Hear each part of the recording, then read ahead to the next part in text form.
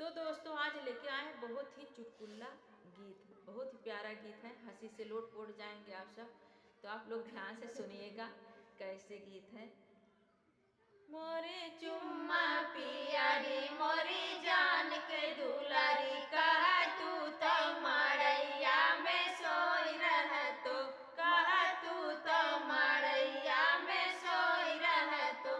मोरी चुम्मा पियारी मोरी जान के दुलारी, कहा तू तो मड़ैया में सोई रह तो, कहा तू तो मड़ैया में सोई रह तो।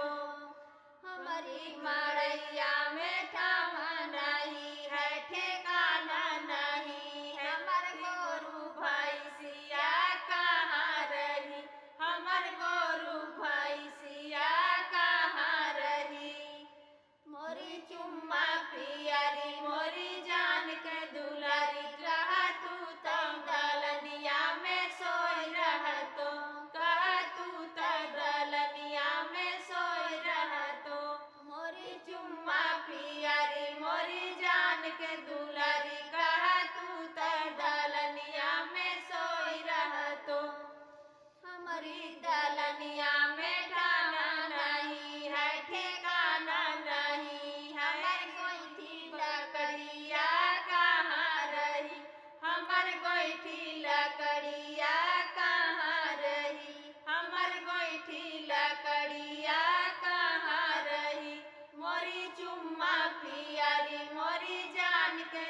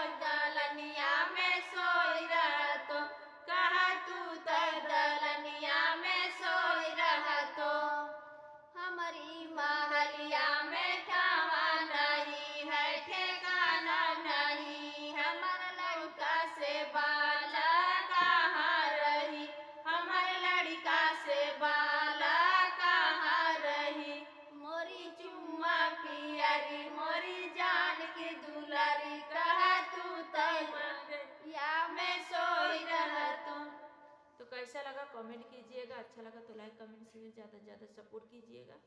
आप सबकी सपोर्ट की ज़रूरत है, तो आप सबसे निवेदन है कि आप लोग ज़्यादा से ज़्यादा सपोर्ट कीजिए, करें।